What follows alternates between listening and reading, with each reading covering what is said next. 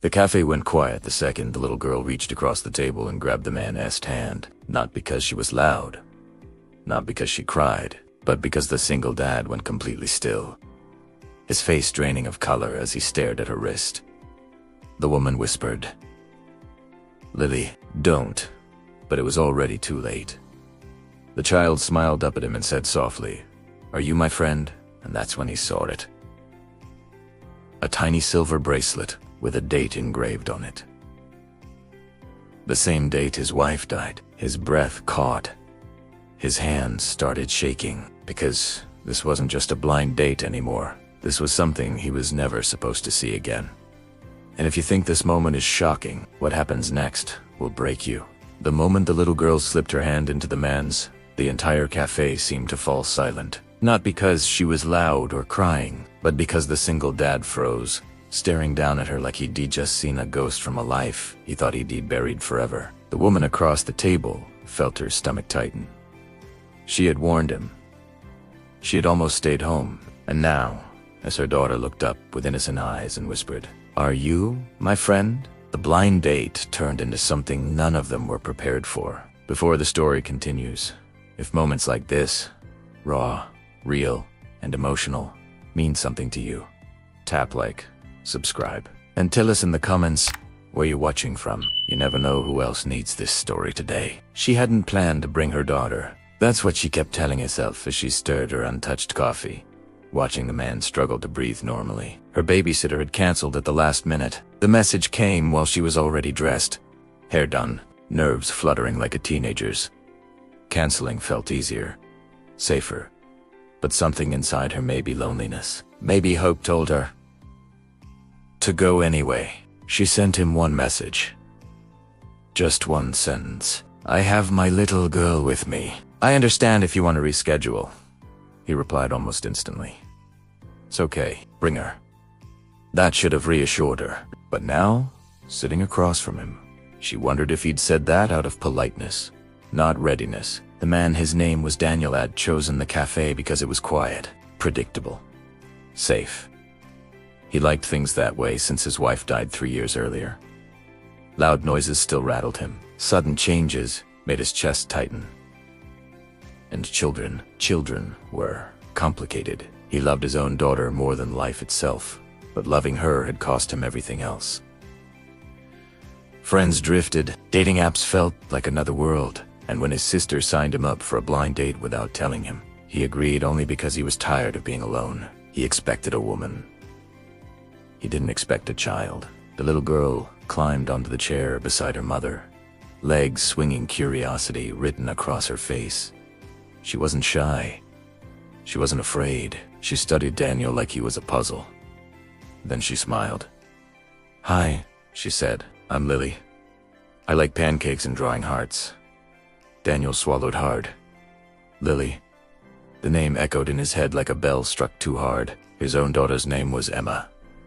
Different name, same age, same voice, same way of tilting her head when she smiled. He forced a smile back. "Hi, Lily. I'm Daniel." She nodded seriously, as if committing his name to memory. "My mommy says you're nice." The woman, her name was Rachel, felt her cheeks burn. "I'm so sorry," she said quickly. "If this is uncomfortable, no," Daniel said too fast. It's fine." But his hands were shaking. As the minutes passed, conversation came in fragments. Rachel talked about her job at the library. Daniel spoke about working from home as a graphic designer. Lily colored quietly, humming to herself. Everything looked normal. But beneath the surface, Daniel was unraveling. Every laugh from Lily felt like a reminder of bedtime stories he used to read. Every movement tugged at memories he tried not to touch. Then Lily dropped her crayon. Daniel bent down to pick it up, and that's when he saw it. A tiny silver bracelet on her wrist. Thin, worn, with a small heart charm etched with a date. His breath caught. That date was the same date his wife had passed away. He straightened too quickly, knocking his knee against the table. Rachel noticed immediately. "Are you okay?" Daniel stared at the bracelet, then at Lily's face. His voice came out barely above a whisper. "Where did you get that bracelet?" Lily beamed. It was my daddy's.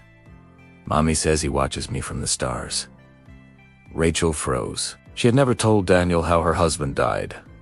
She had never mentioned dates. She felt the world tilt. Daniel pushed his chair back, standing abruptly. I'm sorry. I need some air. Rachel's heart sank. This was it. She'd ruined everything. But outside the cafe, Daniel pressed his hands against the brick wall, breathing hard. The coincidence was impossible. Or was it? His wife had donated jewelry before she passed. Charities, shelters. He remembered signing the papers with numb hands. Could something so small travel so far and land? When he returned, Lily was waiting. "Did I make you sad?" she asked softly. Daniel knelt in front of her, eyes shining. "No, sweetheart. You didn't do anything wrong." Rachel stood, ready to leave. "We should go." Daniel looked up at her, and in that moment, she saw something she hadn't expected. Not rejection. Recognition. "Please don't," he said. "Please. Stay." They talked until the cafe closed. About loss, about grief, about learning how to breathe again when life takes something you can't replace. Lily fell asleep on Rachel's shoulder, and when Daniel offered to walk them to the car, Rachel didn't say no. Days passed, then weeks. Daniel and Rachel didn't rush anything. They met at Parkside bookstores, always with Lily, always honest. And Daniel found himself laughing again, real laughter, the kind that doesn't hurt afterward. Lily began calling him my friend, Daniel. Then one day, without warning, she said, "I wish you lived with us." Rachel panicked. She corrected her gently. But Daniel didn't pull away. One evening, as Daniel tucked his own daughter Emma into bed, after a weekend visit, Emma asked, "Daddy, can Lily come next time?" Daniel's heart nearly broke and healed at the same time. The final twist came months later, when Rachel confessed something she'd never told anyone. She hadn't gone on that blind date for love.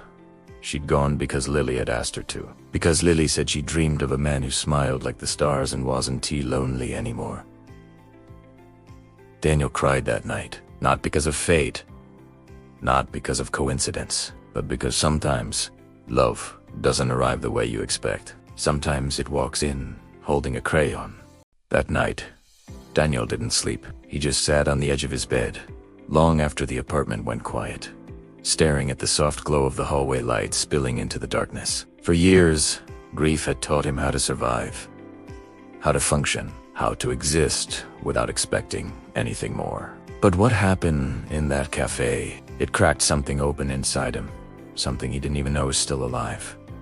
It wasn't the bracelet. It wasn't the incredible coincidence. It was the way Lily looked at him, not with curiosity, not with fear, but with recognition, as if she saw past all the broken parts he tried so hard to hide. The next morning, he made pancakes for his daughter, Emma.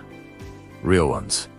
The kind he hadn't made in years. When she noticed, she smiled and said, "You're different today, Daddy."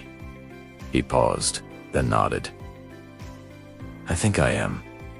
Weeks turned into months. The seasons shifted. The grief didn't just disappear, it softened, its sharp edges worn smooth by time. And love didn't rush in like a tidal wave. It waited, patient and steady, showing up in the quiet moments, in shared laughter over silly jokes, in small hands reaching out just because. The night Daniel finally asked Rachel if they could really try, she didn't answer right away. She just watched her daughter Lily coloring at the table, her tongue peeking out in concentration, completely unaware that her simple kindness had rewritten 3 lives. Rachel finally looked up and said, "I was afraid you'd run."